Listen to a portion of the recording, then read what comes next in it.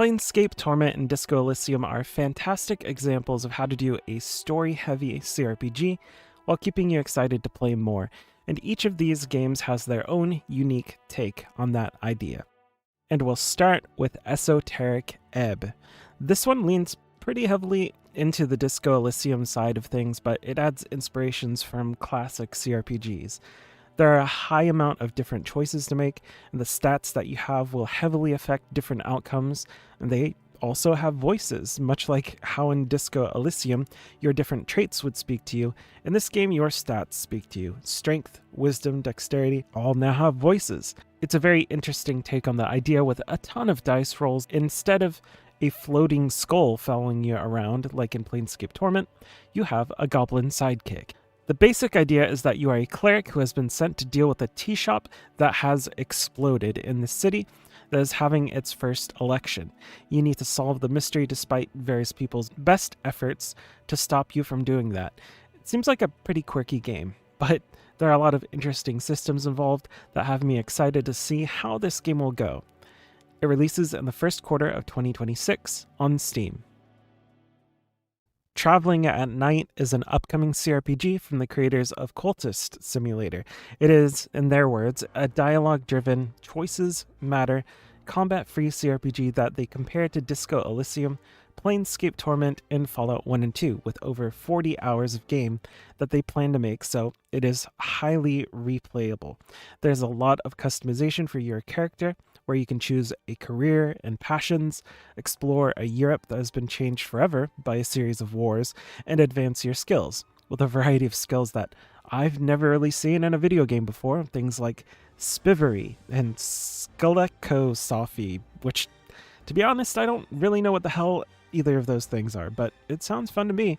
There are multiple different endings defined based on the choices that you make, including your choice of allies, and Traveling at Night is still in development, but they seem to be shooting for a playable build for people to try out in 2026, so wishlist their game on Steam and keep an eye out for that. Glasshouse is another upcoming game that has said it was specifically inspired by Disco Elysium and Pathologic. It is a turn-based CRPG and is set at the beginning of a world war.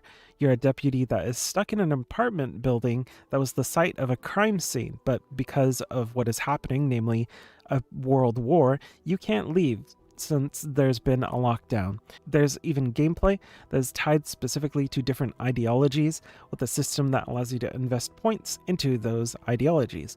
And each person that you meet in the building has their own political compass that you'll discover by talking to them. A lot of the game is spent navigating different interactions with the people in the apartments and attempting to build up your character, both by gaining knowledge through interactions and crafting equipment with what you find. It seems like a very unique game that has a lot of the elements from games like Planescape Torment and Disco Elysium mixed around to make something entirely new. No release date has been announced yet, but you can wishlist it right now on Steam. This game is one that has just released and is a bit more grounded in the classic CRPG space, SwordHaven: The Iron Conspiracy.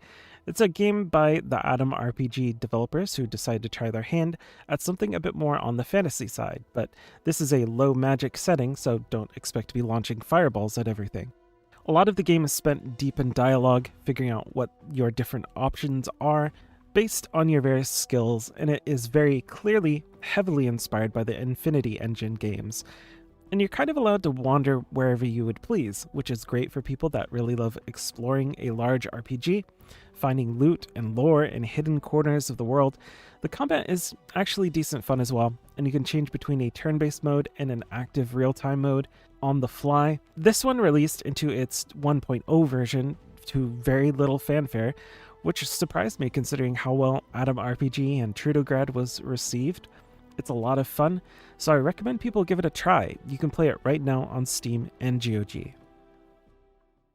The Thaumaturge is an isometric RPG set in an early 20th century Warsaw, made by an offshoot of developers who worked on the Witcher series. It's a game that is all about flaws, not only in a story and character sense, but also through mechanics and gameplay. There are beings called salutors that are attracted to these flaws in human beings, and the protagonist can use them to unlock powers. It's a game that is very story-driven, even incorporates historical figures, has a dark atmosphere in which you'll be investigating all sorts of supernatural beings, especially due to your ties to these demons called Salutors. It focuses on similar themes that Planescape Torment did, with inner demons that manifest as real beings, and a game that highlights the conversations and choices that you make more than any sort of combat. And these narrative systems also have some similarities to Disco Elysium, with dialogue choices that can affect the main character's flaws and change how you interact with the world. You can play the Thaumaturge on PS5, Xbox Series X and S, and PC. Skald against the Black Priory might be inspired by even older RPGs than Planescape Torment, but I thought it deserved a spot on this list due to its focus on story, being a very text-heavy game where combat is enjoyable but isn't necessarily what drives you forward. It's a game that really leans into the cosmic horror in its narrative, and it rewards you for focusing on leveling up various skills like lore to open up more options and quests and conversations. As you move through the game, it really amps up the cosmic horror vibes and delivers a lot of it not only visually, but through prose that would make any fan of Planescape Torment happy.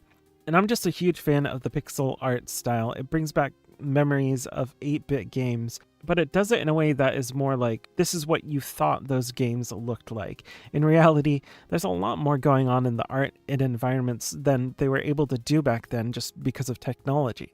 I would highly recommend at least giving this game a try. You can play Skald against the Black Priory on PC. So there you go, 6 different games that are much more focused on story and dialogue than many RPGs out there.